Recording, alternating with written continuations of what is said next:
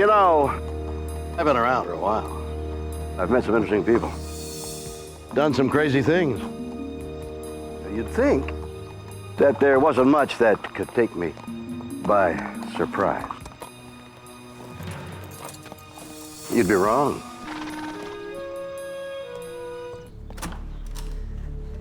The world is full of stories and science and things that amaze and confound me every single day. Incredible mysteries that keep me awake at night.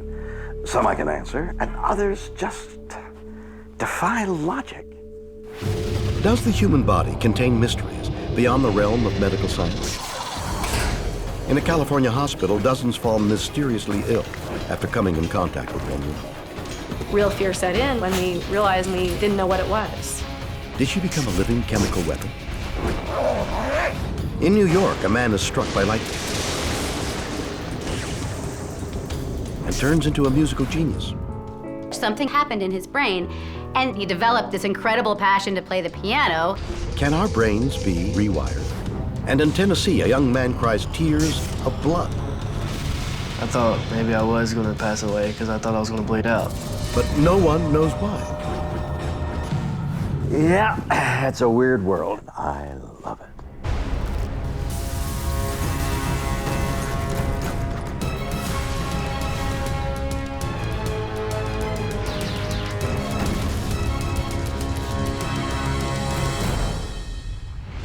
The human body.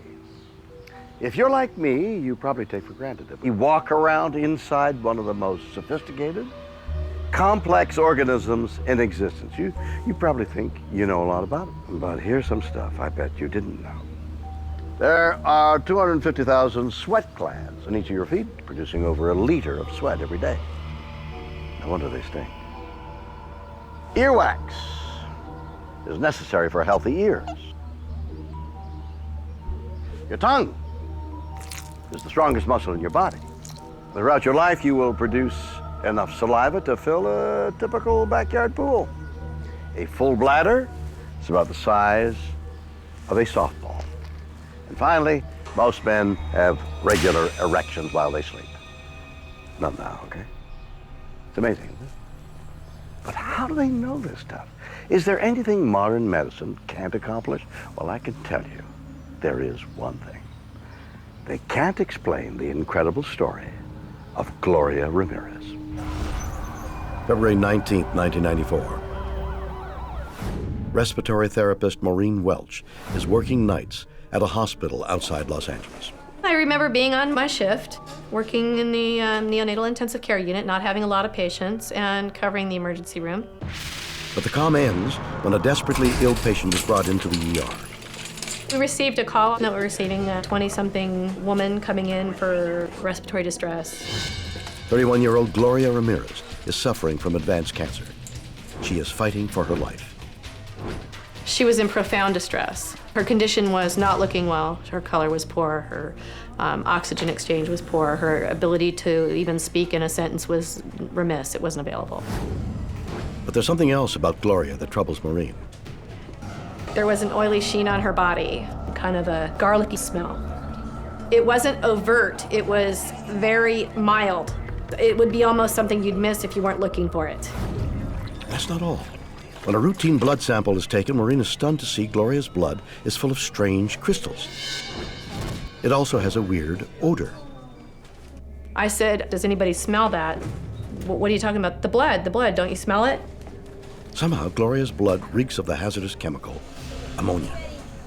We had a shiny body, we had smelly blood, we had crystals in the blood. Despite the puzzling symptoms, the medical staff battled to save Gloria's life. Her condition began to deteriorate. All the medical professionals were getting in position for this severe situation. Suddenly, Nurse Susan Kane is overcome with nausea. She picked up the syringe and then she collapsed. Before Maureen can react, she also blacks out.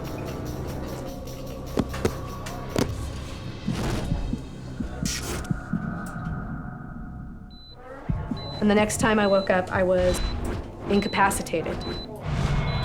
IVs in my arm, and I was on a gurney with medical issues that I didn't know how I had gotten them. All I knew was that I was sick and I didn't know if I was going to survive or not at that time. More of Gloria's trauma team succumb. The exact cause is a mystery, but one thing seems certain. Whatever it is, it's coming from Gloria. That was when real fear set in, when we realized what we had, but didn't know what it was. When it was first aired, they said they thought it was organophosphate poisoning. And that sounded good, you know? After the fact, organophosphate would have been fine because they knew how to treat organic phosphate poisoning. And some of us were treated for it, which made us even sicker. Panic erupts in the ER, and the department is evacuated. There were ambulances and fire trucks and paramedics and all kinds of people around us. A skeleton medical crew bravely remains to work on Gloria. But soon after, she tragically dies. Whatever is loose in the ER is spreading. 23 of the 37 ER staff have bizarre and frightening symptoms that require medical attention. I was admitted to a hospital. I was there for a week. I had several apneic events, according to my husband, and I did not respond to him. And during that time, I had memory loss and aphasia. I was not able to speak well. My language had been, in some way, deranged. Maureen's colleague, Dr. Julie Gorczynski, is worst affected. She contracts hepatitis, pancreatitis, and avascular necrosis, a disease that literally kills the bones of her legs. Gorczynski spends weeks in intensive care. The reality is that no one knew what was going on. A hazardous materials team is sent into Gloria's trauma room. You know, they investigated every drain, took every air sample, bagged the body so that no one else would be exposed. And in the days to follow, there was going to be a toxic, very high-profile autopsy. But the autopsy fails to find a plausible explanation. To this day, the Gloria Ramirez outbreak remains a mystery. Maureen Welch recovers, but her life is never the same. It took me 6 to 8 months to get back where I was before it happened. But I still have some of those moments with speech that don't allow me to express myself the way I once did. What caused 23 experienced ER staff to fall ill? Was Gloria Ramirez's blood toxic? Psychologist Dr. Melissa Sexton doubts it. Why?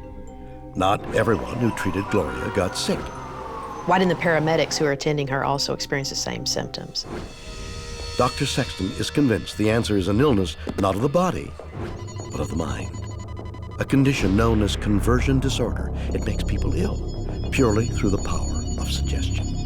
Conversion disorder is a set of symptoms that are not explained by any organic cause. Increased heart palpitation, fainting, nausea, vomiting, headaches, paralysis, or numbness, or loss of speech or hearing. And traditionally that's been the case that young females are more susceptible to experiencing conversion disorder type symptoms. It is a lot like mass hysteria. But they won't be feigning those symptoms, they'll be real, but there'll be no cause biologically or neurologically even. The disorder's frightening symptoms arise from a surprising source, the power of suggestion. And if they see other people develop symptoms such as rashes or headaches or nausea, then that might trigger a response that mimics those symptoms, and so it spreads, it becomes contagious in that kind of way. Much like a yawn. If I were to yawn and you yawn. In Dr. Sexton's view, it makes sense the disorder would take hold in a trauma unit. If you've ever worked in an emergency room, you know that you have to operate on adrenaline a lot of times. Everything's heightened, and if there's an unexplained noxious odor, and someone faints because of the odor, it seemed like it was a ripe situation for conversion disorder to occur. I'm not saying that every person that experienced symptoms should be diagnosed with conversion disorder. There could be a real causation to the symptoms, but I am saying that it is likely that other people, other bystanders witnessing this whole event, and I don't mean the death of Gloria Ramirez alone, but the whole event that surrounded her death. It's likely that there were people that suffer from conversion disorder. Did the ER staff succumb to a case of mass hysteria? Can people be sickened by a toxin that's only in their minds? Or was it something else? It has been used in the past as a chemical warfare agent. ER staff at a California hospital fall gravely ill after treating a patient. Did Gloria Ramirez have toxic blood? Biochemist Michael Shaw thinks the incident was caused by something extraordinary. I believe what happened to the people in the ER was they were exposed to a toxic compound. It has been used in the past as a chemical warfare agent. Specifically, a highly toxic nerve gas known as dimethyl sulfate. The symptoms experienced by the people in the ER very closely mirror the textbook symptoms that are listed for dimethyl sulfate. Tearing of eyes, respiratory symptoms, difficulty in breathing, convulsions, loss of muscular control, and at high enough exposure, death. The gas is so toxic, even minute quantities are lethal. Dimethyl sulfate carries what's called IDLH, or immediate danger to life and health, of 7 parts per million, which is not a very high concentration. It has been suggested that perhaps twice that level could kill somebody pretty quickly. So, looking backward, the fact that there were non-lethal consequences meant it was a much smaller exposure. How did a deadly nerve gas get into a hospital ER? Remarkably, for once, it has nothing to do with a CIA plot. Dimethyl sulfate that was actually produced in the body of the patient, Gloria Ramirez, hence the name, the toxic lady. Now, just wait a second here. What are you saying again? Dimethyl sulfate that was actually produced in the body of the patient, Gloria Ramirez. Right, that's what I thought he said. Now, this story's getting too weird. Or what? This guy is trying to tell us that Gloria had somehow become a chemical warfare factory? How the heck does a human body produce a lethal toxic gas? I can't imagine how that's possible. Shaw says the answer lies inside Gloria herself. The evidence came from a lot of work that was done at Lawrence Livermore Labs. They found metabolites in her body that could produce the dimethyl sulfate toxic compound. Can a human body create its own lethal nerve gas? How? The key is a home remedy Gloria was using. It's called DMSO. Gloria Ramirez was using DMSO in very large amounts. Dimethyl sulfoxide, DMSO, is primarily used as a solvent in chemical manufacturing. Back some years ago, largely based on the work of a Dr. Stanley Jacob, they discovered that there were certain medicinal properties for this compound, based on the rather unusual property that it penetrates skin. There are very few chemicals that penetrate skin, especially to the extent of DMSO. In fact, you can rub it on your skin and within a couple of minutes, taste it in your mouth. So it's very quickly absorbed. It was discovered that if you rub it on parts of your body that ache, it's fairly effective as an analgesic. And there was a lot of work being done on this compound until a story came out of some woman in Ireland that had a sprained wrist, who was rubbing it on her wrist and then apparently died, supposedly as a result of some allergic reaction to this compound.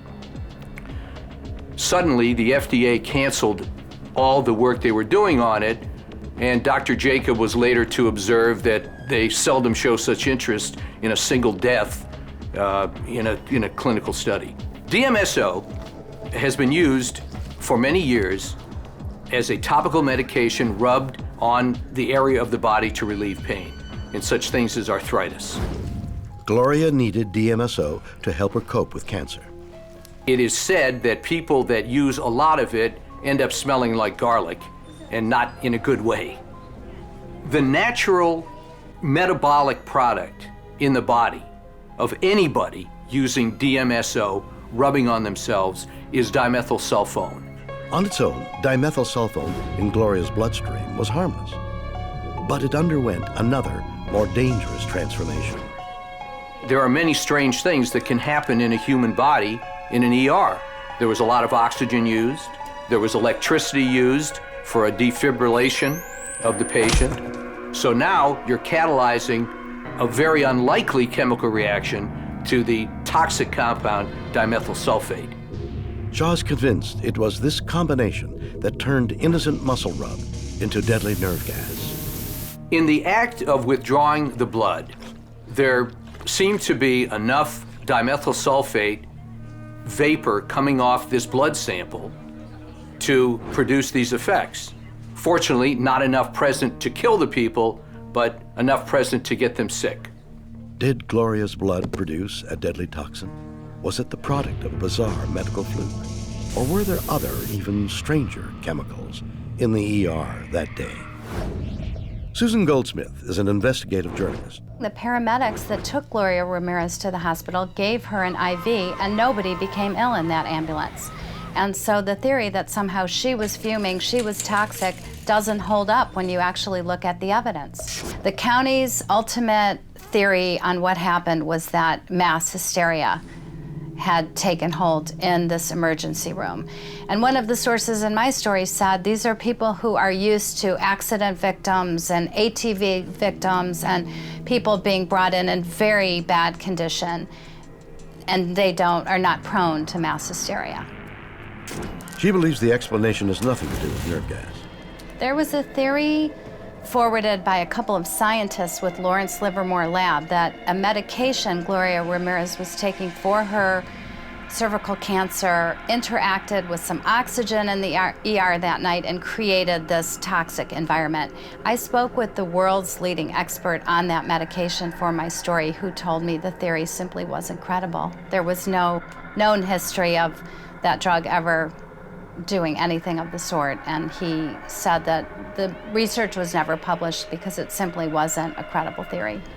The symptoms that the people in the emergency room experienced that night, many of them were totally consistent with being exposed to meth chemicals. The chemicals that are used in the manufacturing of meth are highly toxic. Somebody had a meth lab inside that hospital, and they were using the IV bags to transport the chemicals, and one of them ended up in the emergency room that night. A secret meth lab in an urban California hospital.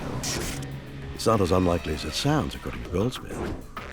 At the time, the area was the meth capital of the world.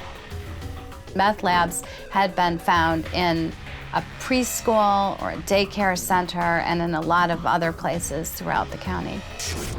A hospital is a very logical place for meth chemicals to be manufactured because there's a lot of chemicals around, there's a lot of smells, people know how to deal with different kinds of chemicals. Goldsmith's theory even explains Gloria's strange odor.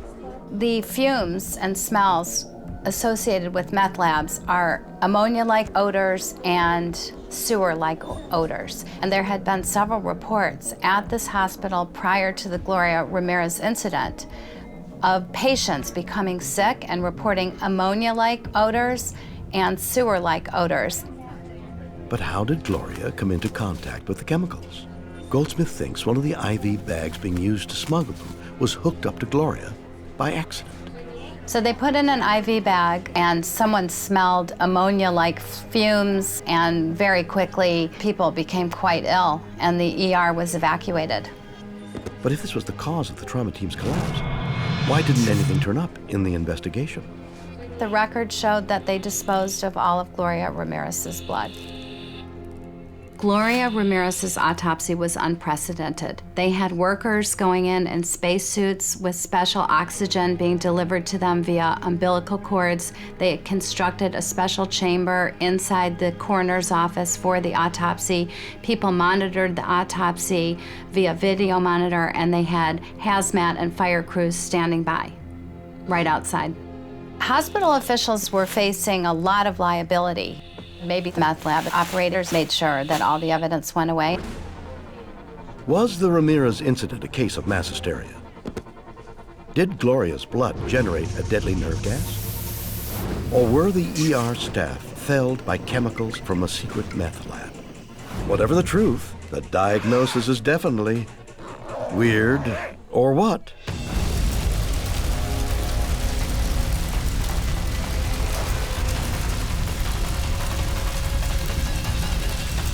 In New York, a man struck by lightning turns into a musical genius. A near-death experience profoundly changes the individual afterward. Moonlight Sonata. This famous piece by Beethoven was dedicated to the student he fell in love with. Beautiful, isn't it? You know, I adore classical music, and I just love the piano.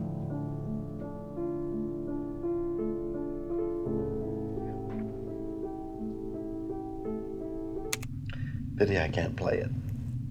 Yeah, I know I should have kept up my lessons.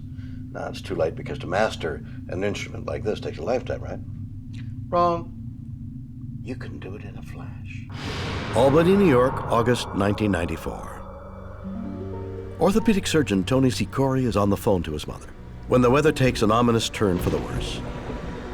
What happens next will become one of the most baffling stories in medical history. Ingrid Wickelgren is an editor of Scientific American Mind. He was just about to hang up the phone when some clouds came in. Suddenly, he heard this loud crack. He saw a flash. The bolt of lightning hit Dr. Sikoria in the face. He was blown backward about 15 feet or so, and he apparently went into cardiac arrest. Tony is clinically dead, but his mind is very much alive.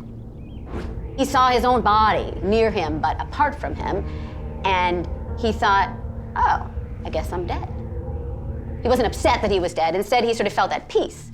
And he reports that he sort of felt like he was jumping for joy at kind of being, on the other side. And he had some further apparitions, I guess, of floating up the stairs and seeing his children in their room playing and thinking, oh yeah, they'll be fine. And then floating out of the building and being surrounded by this bluish white light. And it was all very peaceful and happy at this time. In an out-of-body experience, Tony watches a passerby rush to his aid. The body landed right next to a woman who happened to be a nurse who was waiting to use the phone. That nurse immediately began performing CPR on him.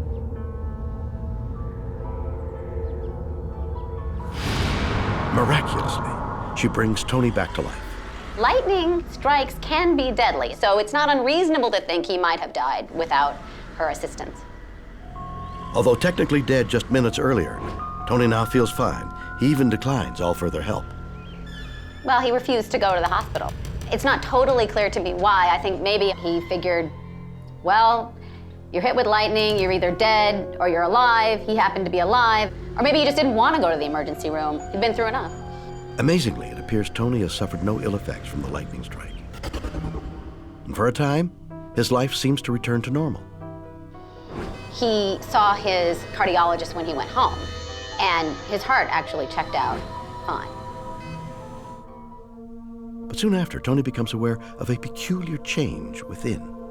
Dr. Sikoria developed an incredible passion for music. Instead of the old rock that he preferred, he suddenly needed to hear piano music, classical piano music. A former football player, Tony has never listened to classical music before in his life. Now, his head is filled with it. He ran out to the store and bought CDs. And he bought this one CD of this pianist playing Chopin, and he played it on his way to work, on his way home from work, and then over and over and over again. Soon, just listening to music isn't enough. Tony has an overpowering desire to play it. He borrows a friend's piano. So we bought the sheet music for every piece on that CD, and he starts practicing. Learning the piano becomes an obsession.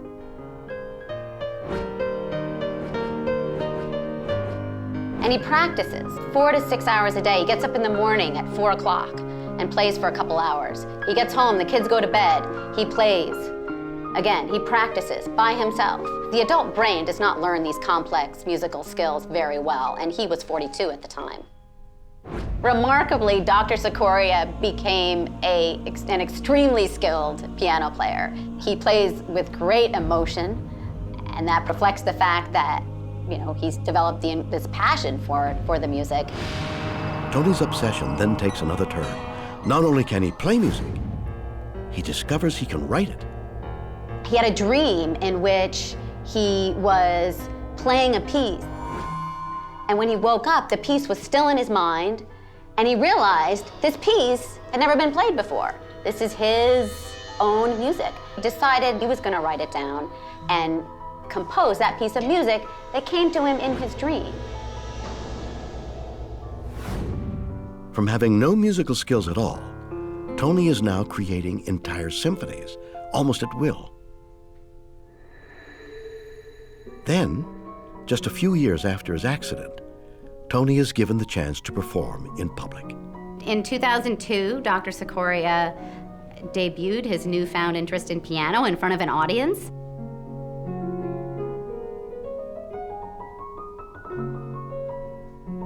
He must have been really nervous, but excited, and he played with great emotion. It got great reviews.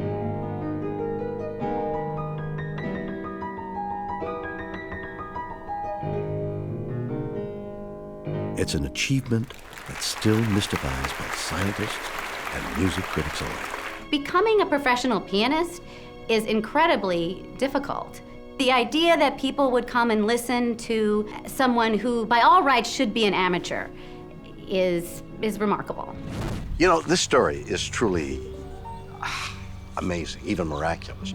One day, you're just a normal guy, and then, boom, everything changes. Where did Tony's extraordinary talent suddenly come from? Surely the lightning had something to do with it. In fact, many survivors of lightning strikes claim remarkable changes in their lives occur after the event. I want to see if they're right. Now, don't try this at home.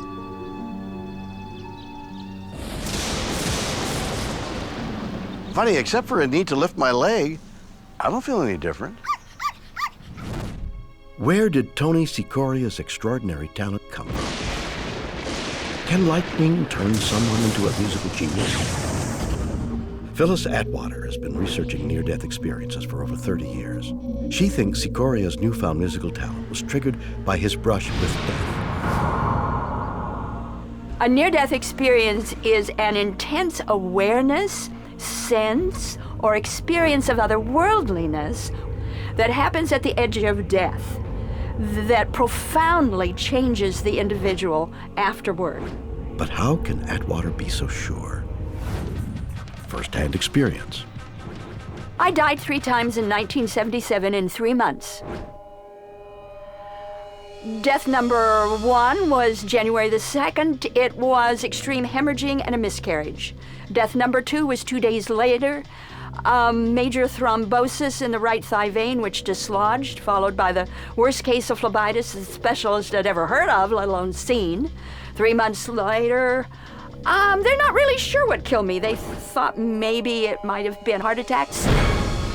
I reached this realm where we in research call the realm of all-knowing, where all of the puzzle pieces of life are revealed, all of your questions are answered. Let me just say that, yes, it changed my life. Atwater believes these changes are not just psychological. Near-death experiences are very powerful, so powerful that they tend to change the individual in specific ways. Often your personality will alter or differ. The way you speak will change. There are physiological changes in the body afterward. We don't hear much about those. We hear about the psychological ones, that you don't fear death anymore, that you can come back more service-oriented, more loving, more caring. We don't hear about the physiological ones, and those are profound. It changes the body clock with most people, changes brain dominance with most people, changes brain structure and function with most people. There's a pattern of changes in the nervous system, the digestive system, and skin sensitivity. Did a lightning strike turn Tony Sikoria into a musical virtuoso? It opens up the creative doors. You are inspired, and you want to create things, you want to do things. It's almost as if you are suddenly kissed by the muses. All that creativity that is existent within all of us suddenly bubbles up. And you want to express it, you want to share it, and many times it can become obsessive. Did Tony Sikoria become a modern-day Mozart thanks to a near-death experience? Was his mind altered in ways beyond our comprehension? Or did something even more remarkable happen? Things make a lot of sense when you believe in reincarnation. A bolt of lightning turns a man into a musical genius. Does a near-death experience account for his talent? Spiritualist Dr. Susan Shumsky doesn't see it that way. There's no such thing as having a talent given to you out of the blue. Shumsky believes Tony's newfound skills came from his very distant past. You know, there's a lot of things that make a lot of sense when you believe in reincarnation. Tony had a dream that he described. Him on stage playing his own musical composition as a pianist. That was not a dream. That was a past life memory. How was Tony able to recall a memory from a previous life? We develop many skills through lifetime after lifetime after lifetime as we reincarnate. The mind stores all of our memories, not only from this life, but from all previous lifetimes. And we can tap into that storehouse and we can develop talents and abilities that we have developed in past lives. Shumsky is convinced the lightning strike allowed Tony's brain to access more than just memories, but past life skills as well. Tony was a composer and a musician in his past lives. When Tony had his bolt of lightning, I believe that this lit up parts of his brain. This awakened something in himself that he already had. His natural ability started to come out. The skills of music, composition, playing a piano, that he had been that in a past life. Shumsky says the bolt out of the blue steered Tony towards his true destiny. Tony says that he's a different person, but I believe that now Tony is more himself than he's ever been. Do we all have former lives very different from our own? And can we harness past life skills and use them in the present? Neuroscientist Dr. Brent Harris agrees something profound happened to Tony Sikoria, but he doesn't think it had anything to do with reincarnation.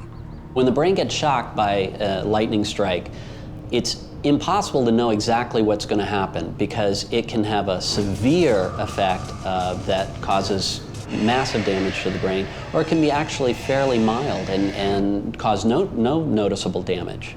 However, in Tony's case, Dr. Harris believes the lightning literally rewired his brain. An incident like this is 1 in a million. It's possible that the lightning strike that affected Dr. Sikoria's brain altered his frontal lobe neurocircuitry, releasing him to follow a newfound talent in music. How is this possible? And why music? The frontal lobe helps to control creativity and our ability to make decisions about, whether we want to be creative or not. And so when changes happen in the frontal lobe, we become less inhibited. The neural circuitry may have become changed to reawaken innate ability in him, or an ability that developed during childhood that had been somewhat repressed for most of his life. I believe as a neuroscientist that we certainly have developmental periods where we are changing the circuitry within our brain, making it stronger, making it weaker, based on what we're doing. And that's why during early childhood development, it's so important to expose kids to music, to reading, to physical activity, so that their brain development parallels their body development. But if Tony's brain was rewired, why didn't his new musical abilities begin immediately? I think that probably relates to some recovery time after the lightning strike, and the intense training that he started doing again immediately during that time period to re-energize those specific areas of the brain that were important in music.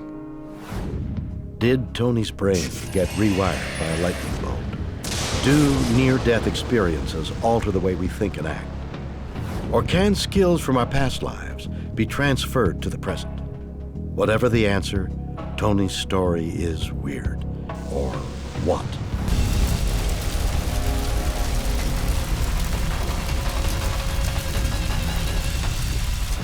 In Tennessee, a teen cries tears of blood. This is a warning from God. The Virgin Mary. Beautiful, isn't she?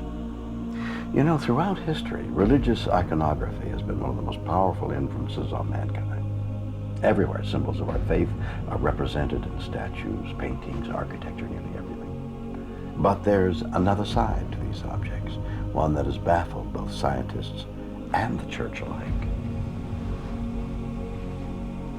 Over the last century, a new phenomenon has begun to manifest itself.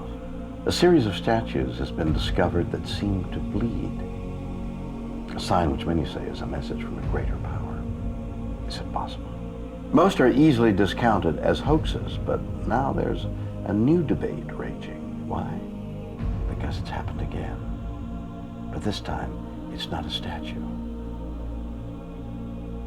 It's a human. Rockwood, Tennessee, 2009. Like many other boys his age, 15-year-old Calvino Inman is enjoying life at junior high school. But one morning in early May, Calvino's life takes a bizarre and frightening turn. I was getting out of the shower and I was wiping the mirror because I was about to dry off. And I looked into the mirror and I seen my eyes were bleeding and I freaked out. Streaming down my face and running down my cheek. Calvino has no other symptoms and has never had a problem with his eyes. Some of everything went through my mind when I first seen that. I got nervous, I got scared. I thought maybe I was going to pass away because I thought I was going to bleed out. Horrified, he rushes downstairs to his mother, Tammy. I said, what'd you do? You scratch yourself? I'm not knowing exactly what he's talking about. So by the time I get up close to him, I'm seeing that the blood is coming down both eyes. So I panic. He's scared, I'm terrified. She races him to the hospital. But by the time they get to the ER, the bleeding has stopped.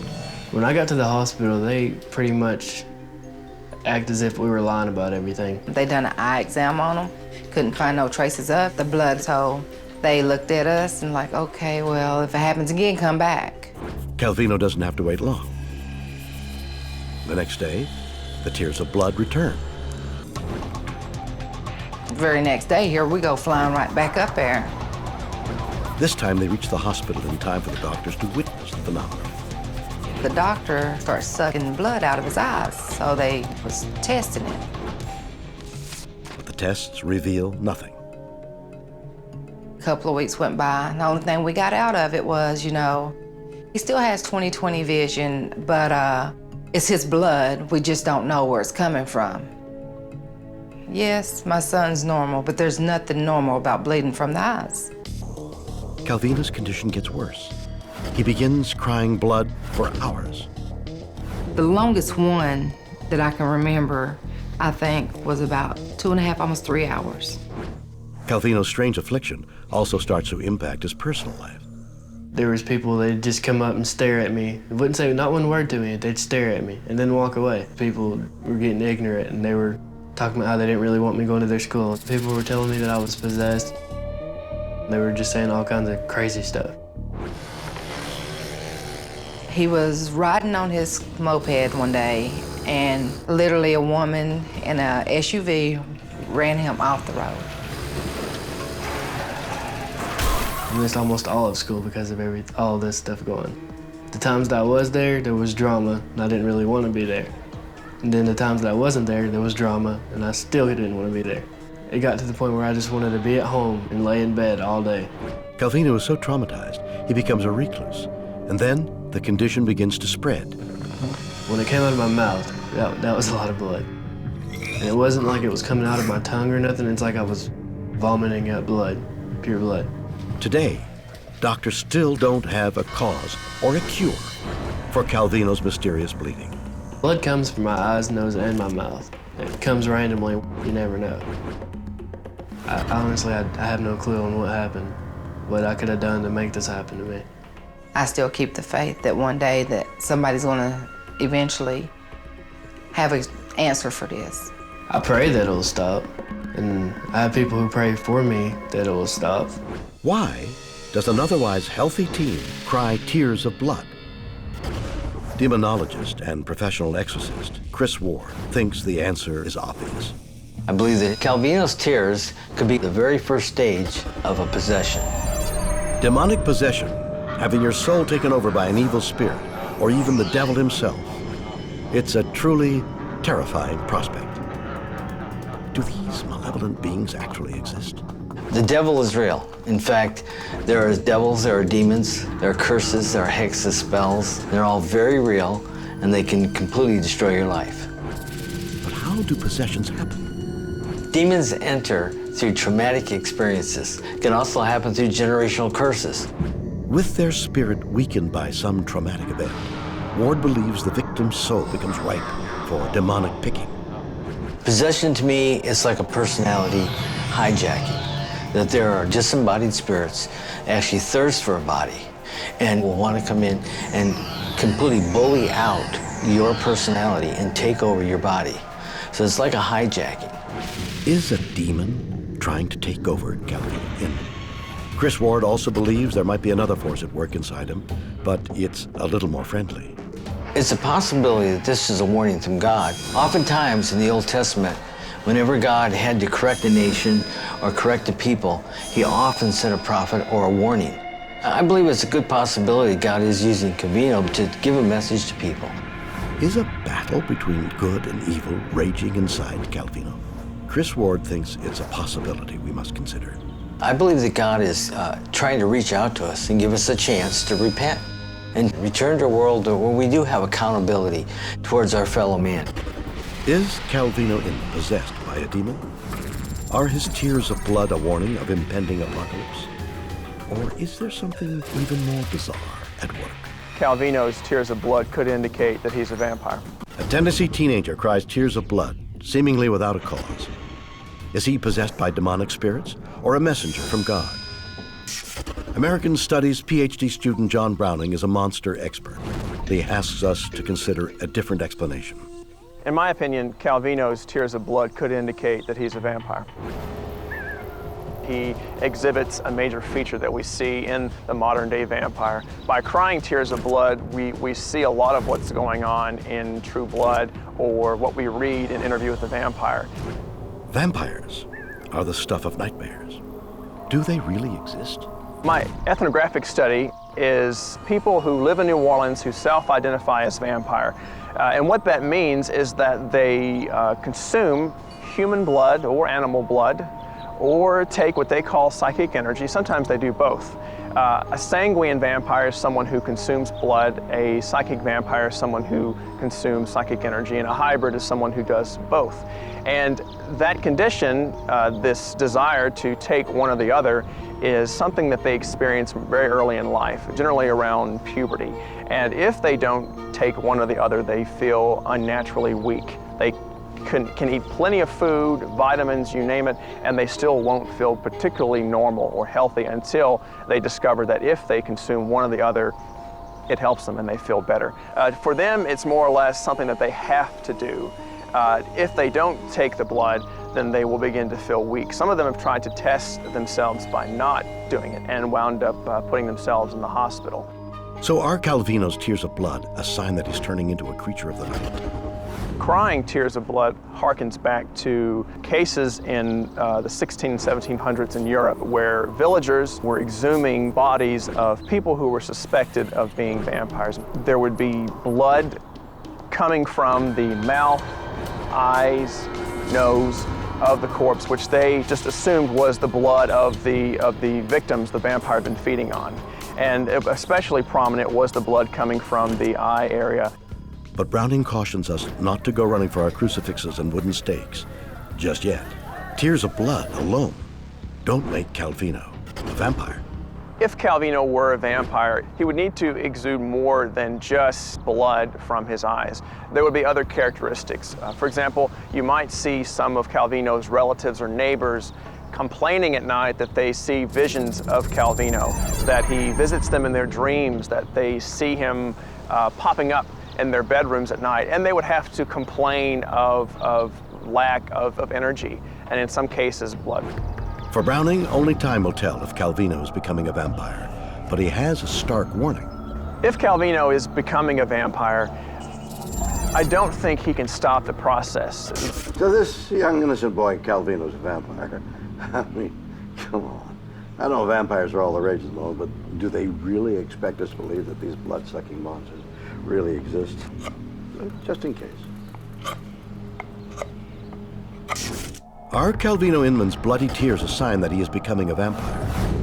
Ophthalmologist Dr. Alan Shlomovic doesn't see the supernatural in Calvino's tears, but he finds them no less amazing. This is a very rare condition.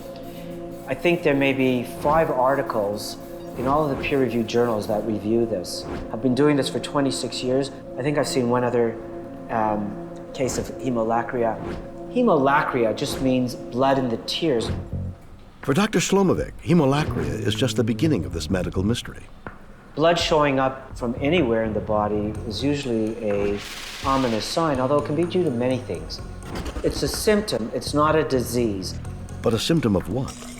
There's a spectrum of diseases that will cause hemolacria. There's infection, there's inflammation, there's certain bleeding disorders. There's been another case report in the literature where there was a lady from Zimbabwe who had tuberculosis of her nasal sinuses, and this resulted in hemolacria. I don't think that's what Calvino has, but there are other more worrisome conditions, such as a tumor, which could block the natural flow of the tears out of the eye. The good side of it is I don't think he's losing enough blood that it would affect his overall well-being. So I think that would be something you'd have to check, is his overall hemoglobin, hematocrit, just to make sure that stays within normal limits.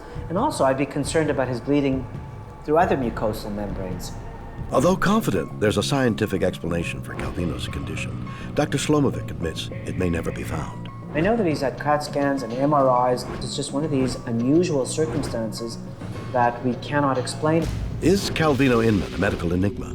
Are tears of blood a sign of possession by a higher or diabolical power? Or is this proof that vampires exist? Weird. Or what?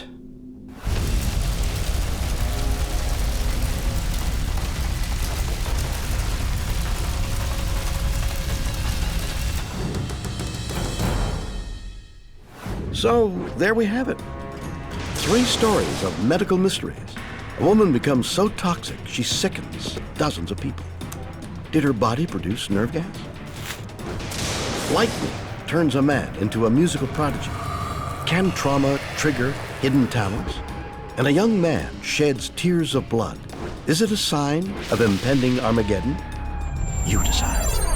Join me next time for more stories that will undoubtedly be weird, or what?